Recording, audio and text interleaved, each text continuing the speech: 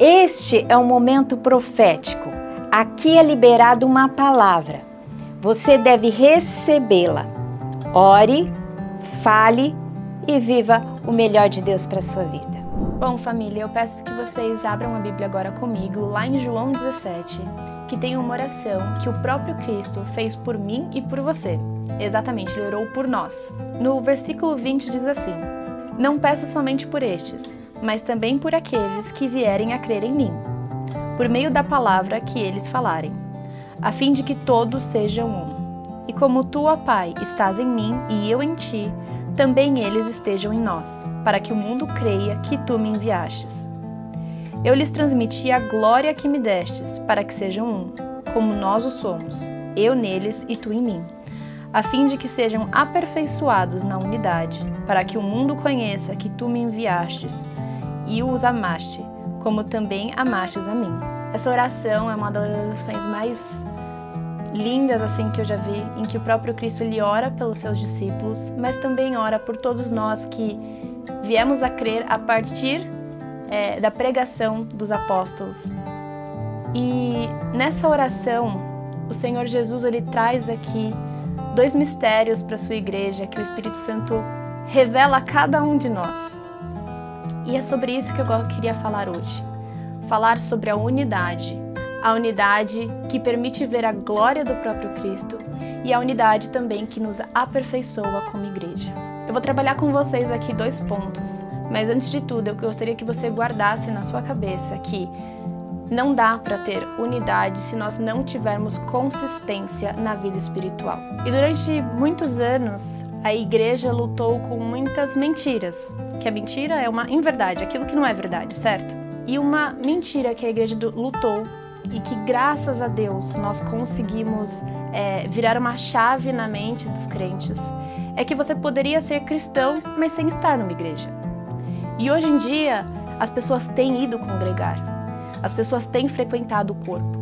Óbvio que nós ainda precisamos continuar ensinando de que precisamos estar na congregação e tudo mais.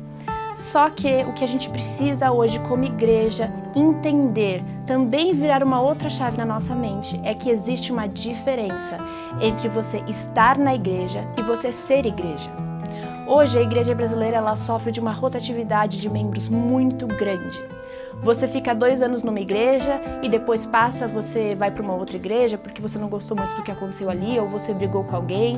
Então você vai para uma outra igreja em que você tem mais afinidade, em que você tem algum conhecido. Então você muda de igreja de novo e você nunca cria raízes profundas.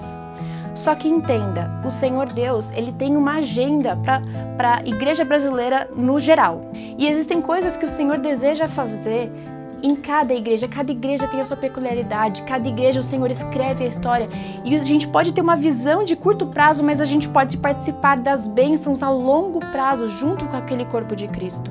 Queria ler mais alguns versículos com você que diz assim, em Atos 2, 42 a 47, e perseveraram na doutrina dos apóstolos e na comunhão, no partir do pão e nas orações. E em cada alma havia temor, e muitos prodígios e sinais eram feitos por meio dos apóstolos.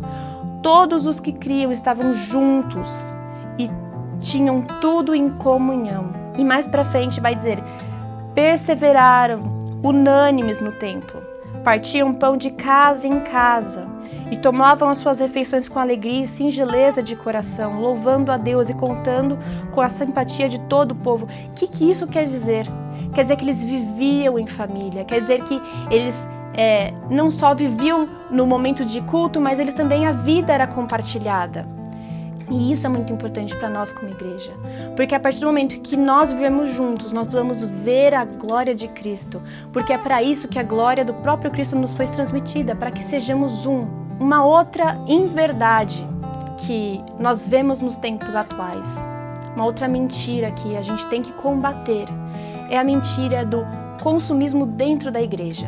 É sobre você vir na igreja apenas para consumir algo. E quando de alguma forma aquele produto não te agrada, você fala assim, essa igreja não tem um louvor que me agrada. Essa igreja não tem um pastor que tem uma pregação que me agrade. E isso, gente, é muito triste de ver. Isso é uma mentira que Satanás tem tentado colocar na mente dos crentes. na palavra, Jesus disse que na união nós seríamos aperfeiçoados.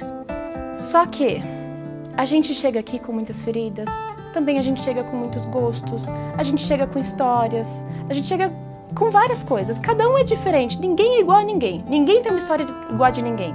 Só que a gente tem que entender que é na comunhão dos santos que o corpo é aperfeiçoado.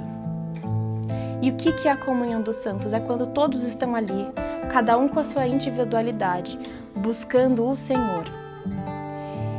E mesmo que aquele louvor não te agrade, mesmo que aquele tipo de música não te agrade, tenta pensar assim, esse louvor, essa música está trazendo verdade sobre o meu Jesus. E eu vou louvar com essas pessoas, porque eles são os meus irmãos. Porque o Senhor me chamou para viver com eles, e isso vai aperfeiçoar o seu egoísmo, vai aperfeiçoar o seu ego, porque não são as suas vontades que são importantes, não são os seus gostos, não é sobre só o que a gente gosta, entende? Vou dar um outro exemplo. Teve uma discussão, teve um conflito entre duas pessoas na igreja, e a pessoa falou assim, o pastor não soube resolver direito, eu vou embora. Às vezes, o que para você é o melhor, não é o melhor para ele, mas ele está ali naquela função e já resolveu tantos problemas. Então, tente olhar com um olhar de compaixão e o mais importante, peça para o Espírito Santo te ajudar a viver em igreja, não só consumir da igreja, mas também viver, para que então o seu caráter seja aperfeiçoado, para que então as suas vontades sejam aperfeiçoadas. Lá em Colossenses 3 vai trazer uma descrição do que é viver em amor.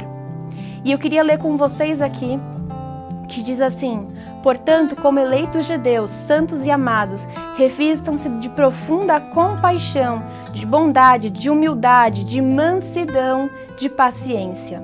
E olha que lindo que fala aqui: suportem-se uns aos outros e perdoem-se mutuamente, caso alguém tenha motivo de queixa contra outra pessoa. Assim como o Senhor perdoou vocês, perdoe também uns aos outros. Acima de tudo isso, porém, esteja o amor, que é o vínculo da perfeição.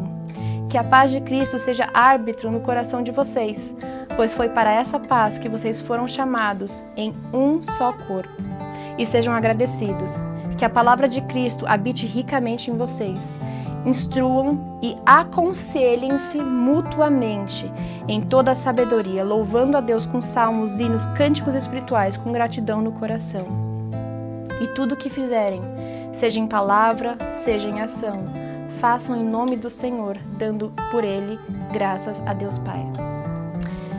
Aqui a gente lê e é uma leitura linda, fala palavras maravilhosas, mas é uma leitura desafiadora, porque nos chama para viver um com os outros, em mansidão, em paciência. E muitas vezes a gente fala assim, não quero me envolver com o corpo de Cristo, não, eu só vou lá assistir o culto e para mim tá bom. Mas não, a gente tem que lutar contra essa teologia do consumismo e entender que muitas vezes a gente vai receber um raspão, mas esse raspão nada mais é do que Deus polindo o cristal, moldando a gente, tirando aquelas partes de nós que não correspondem ao caráter de Cristo e nos transformando para sermos mais parecidos com Ele. Espero que isso tenha testificado no seu coração e que o Senhor Jesus, Ele te ajude a igreja brasileira, nos ajude a vivermos em unidade, em um só pensamento, um só coração, mas também a lutarmos contra esse consumismo que existe na igreja, que nós sejamos pessoas proativas em ser família, em lutar pela unidade.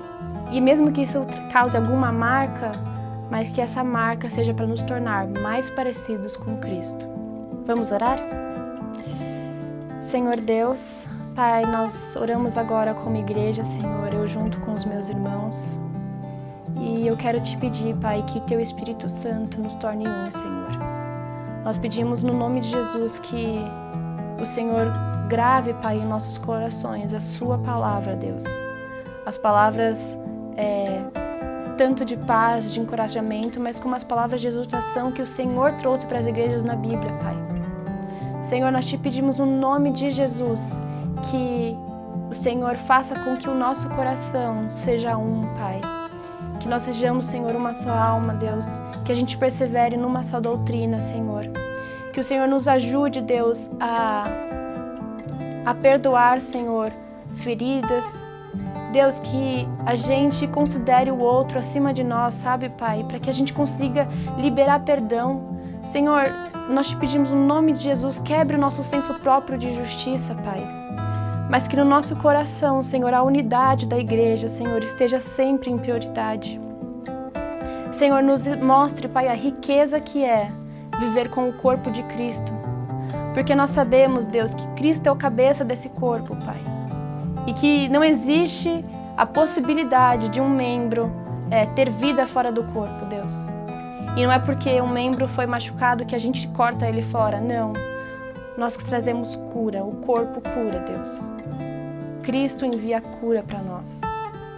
E, Senhor, nós oramos que o Espírito Santo derrame mais do seu amor em nossos corações, assim como diz lá em Gálatas. Que o Senhor derrame mais amor, Pai, para que possamos amar como o Senhor nos ama, que a gente possa olhar para o nosso próximo como o Senhor olha para ele, Deus. E que em nós, Pai, haja sempre palavras, Senhor, de encorajamento, haja sempre palavras de gratidão, Senhor. E se alguém entre nós estiver sofrendo, nos ensine, Deus, a orar, Senhor, a suplicar, Senhor, a cura sobre essa pessoa ou a paz sobre essa pessoa, Deus. Que a dor do outro seja a nossa dor, Pai. Que a gente aprenda a chorar com os que choram e a rir com aqueles que riem, Senhor. Nós te pedimos no nome de Jesus, Pai, para que em nosso meio sempre haja hinos de gratidão a Ti, Senhor. Nos ensine, Deus, as Suas verdades, Pai, e nos ajude a viver, Senhor, em unidade contigo e com a sua igreja. No nome de Jesus oramos. Amém. Esse foi o nosso momento profético de hoje. Isso vai estar acontecendo até o dia 29 de março aqui no canal da IA Church, de segunda a sexta às 8 horas. Participe e receba tudo aquilo que o Espírito Santo deseja derramar sobre a nossa igreja. Mas também eu quero te convidar a participar da nossa conferência IA Conference. Ela acontecerá dos dias 2 a 5 de maio e você pode adquirir o seu ingresso no site ou no aplicativo da IA Church. Que Deus te abençoe.